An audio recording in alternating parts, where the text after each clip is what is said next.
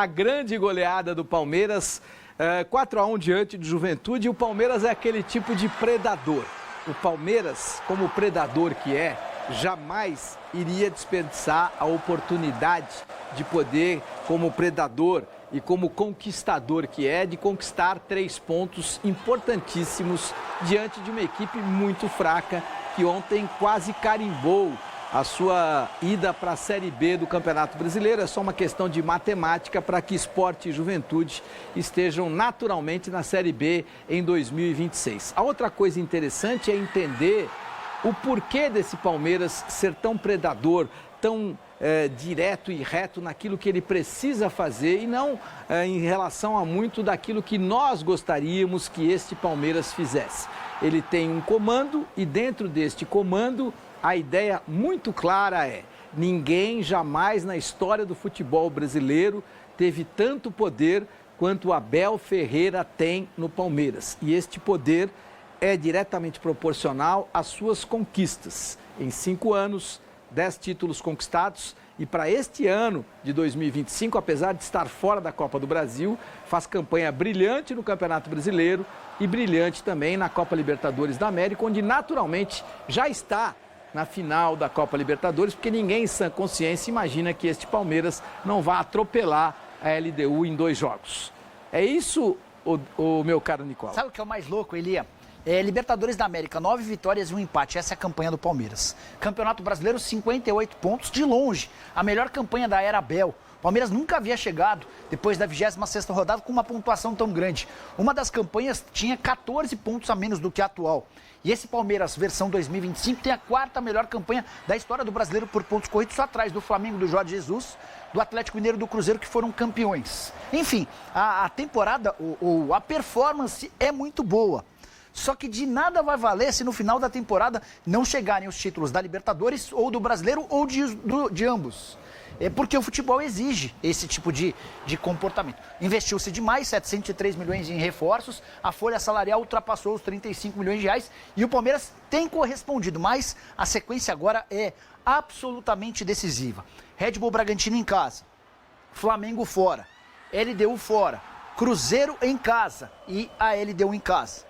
Nessa sequência, você tem 2 adversários diretos na luta pelo título do Campeonato Brasileiro e jogos de ida e volta da Libertadores, onde eu concordo com você, o Palmeiras é franco favorito. Mas há necessidade de confirmar em campo e essa série decisiva, ela chega no melhor momento da temporada. Mesmo sem Flaco e Vitor Roque, o Palmeiras deitou e rolou contra o frágil Juventude, time de pior defesa do Campeonato Brasileiro.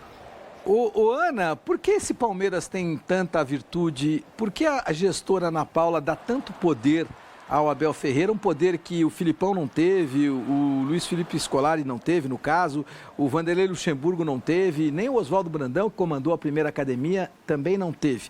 Por que este Palmeiras dá tanto poder a Abel Ferreira? Porque ele tem um conjunto de lideranças. Ele tem a liderança técnica, que é importante a gente estar falando, é um profissional que conhece, que tem uma comissão técnica que é conhecedora, que sabe trabalhar, então ele tem a liderança técnica, a liderança tática, ele tem profissionais dentro do grupo que faz a gestão de pessoas, que esse é um ponto muito importante. E mais do que isso, ele faz gestão estratégica das competições das quais ele participa. Ele fez uma preparação, a gente vale lembrar aqui, do que foi o início do Campeonato Paulista, em que ele foi derrotado, mas ele tinha um projeto maior que era o Mundial de Clubes. Foi até uma etapa, eu entendi que poderia até ter chegado um pouco mais, mas não foi possível. Ele tinha estrategicamente um pensamento do que seria o Campeonato Brasileiro e está mostrando agora do que ele poderia perder, em que momento perder e qual era o momento que ele tinha que arrancar. Porque... vamos colocar aí Flamengo e Palmeiras. O Abel sabe o momento em que precisa pontuar. Ele não tem perdido as oportunidades desses confrontos com as equipes na ponta da tabela invertida, na zona de rebaixamento. Ele tem ido lá, tem batido e tem conquistado os 3 pontos. O que, lamentavelmente, o Flamengo, por sua vez, não está conseguindo nesse momento. E isso fortalece não só pelo título, porque ele é um homem de resultado, estamos falando de estratégia e meta, mas também o fortalece para a Copa Libertadores, como já foi dito por vocês dois, ele vai chegar à final, vamos ver se ele vai conquistar esse título. Então eu gosto muito da liderança que ele tem, não só de planejamento estratégico, técnica e de pessoas. É raro você encontrar isso hoje em dia. É muito talentoso. Todas essas 3 vertentes que você coloca são muito complicadas para que você, num só ser humano, consiga aliar todas as virtudes para que as 3 vertentes sejam muito bem amparadas e muito bem qualificadas. E esse especificamente é o caso do Abel, que já fala para você. Antes disso, visão tática aqui no Tempo Técnico.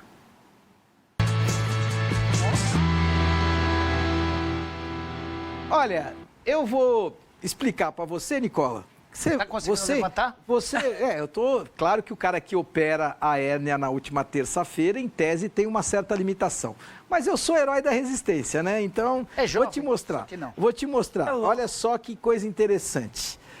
Muita gente, e até eu estranhei quando os comentaristas viram que o Bruno Fux ia entrar, muitos colocaram, comentaristas, analistas, homens, mulheres, qualificados ou não, mas dentro daquela ideia de que cada um tem a sua opinião, muitos colocaram o Bruno Fux como o segundo volante ou como o primeiro volante, algo que verdadeiramente eu tinha convicção que não iria acontecer, e depois o campo de jogo mostrou. O Palmeiras jogou com 3 zagueiros, o Palmeiras jogou com um 4-5-2, muito interessante contra a equipe do Juventude. 3-5-2, né? No 3-5-2, verdade. No 3-5-2, contra uma equipe do Juventude que, sim, jogou no 4-5-1. E qualquer idiota imaginar que, se você vai enfrentar o Palmeiras, você tem que jogar no 4-5-1. Eu teria jogado... Ou no 5. Eu teria jogado no 5-5. É isso que eu ia falar. Eu teria jogado no 5-5, como a Irlanda jogou contra Portugal, 5-5. E só foi tomar um gol nos acréscimos do segundo tempo, com 93 minutos, a seleção de Portugal ganhou da seleção da Irlanda. Por quê? Porque ela jogou no 5-5. Mas no caso específico do Thiago Carpini, que eu sou obrigado a admitir, é fraco. Não. Gente, de novo, repete, por favor. Sou obrigado a admitir que é fraco. Com muita dificuldade, sou obrigado a admitir que é fraco. Não é fraco. Sou obrigado a admitir que... Não, você vai entender por que é fraco.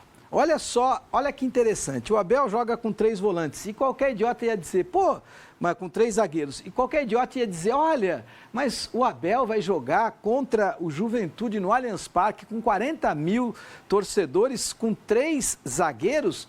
Um esquema defensivo, não, muito pelo contrário. O Abel é tão inteligente e olha como a capacidade do cara é tão brilhante. Ele entendeu o seguinte, eu vou ter 70% de posse de bola, o Juventude vai ter 30% de posse de bola, na melhor das hipóteses.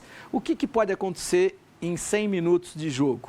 Pode acontecer que esse time do Juventude consiga escapar, se defenda bem, e num contra-ataque, 2 ou 3 vezes ao longo de 100 minutos, esse Gilberto aqui possa aparecer aqui na frente e me colocar um problema.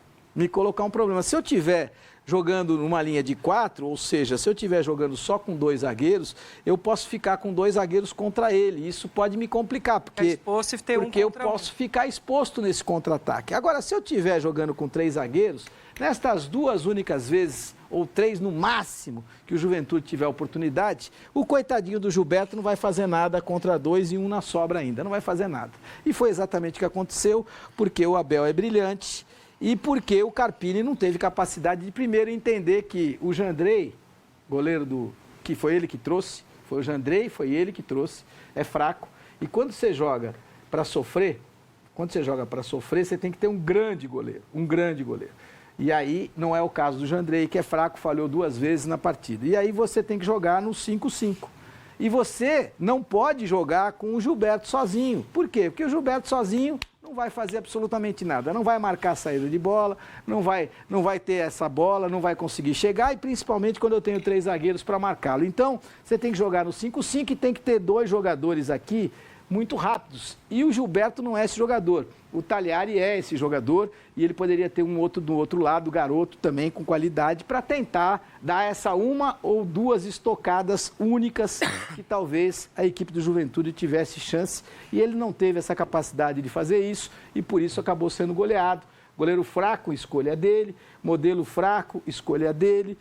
O time do Juventude já é muito fraco por consequência e ele enfrenta um treinador extremamente qualificado, inteligentíssimo e que mostra para todo mundo que você pode jogar com 3 zagueiros e ser extremamente agressivo, principalmente quando você tem 2 laterais, como é o caso do Piquerez e do Giai, que o tempo inteiro vão avançar. E olha que interessante, o Palmeiras jogando no 3-5-2, em algum momento ele ataca com 7 jogadores. Olha isso aqui, 1, 2, 3, 4, 5, 6, 7 jogadores. E isso aconteceu muitas vezes contra o Juventude. Uma observação importante, né? Um dos zagueiros citados é o Bruno Fux, cuja capacidade de construção a partir de passe longo é gigante, né? O Bruno está abaixo do Murilo, do Gustavo Gomes como zagueiro.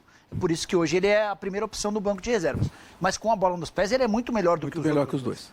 Ele tem o passe vertical, ele tem o passe longo. E isso é importante, especialmente no momento de construção de jogada. A gente tem valorizado cada vez mais o zagueiro que sabe jogar com a bola nos pés e o volante que não sabe jogar com a bola nos pés. Esse cara já perdeu espaço, né? O brucutu acabou, né? Não, sim, mas acho que o Fux tem ainda espaço para melhorar a técnica dele, para avançar na questão da marcação e de roubagem de bola sem falta. Ele ainda rouba a bola com muita falta, com muita infração. Já foi falado por vocês a questão da qualidade do passe.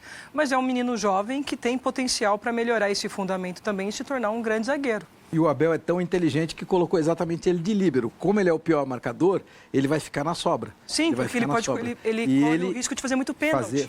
Fazer falta ou fazer pênalti. Então, ele fica na sobra e aí tem a facilidade de poder ter o passe. Porque quando ele está na sobra, joga de líbero, joga de frente, tem uma possibilidade de poder colocar essa bola lá para frente, uma bola que normalmente é colocada pelo goleiro Everton. Isso tudo é mérito do Abel e eu sou obrigado a admitir que o Abel tem muitos méritos, mas continua a ser o grande reclamão do futebol brasileiro.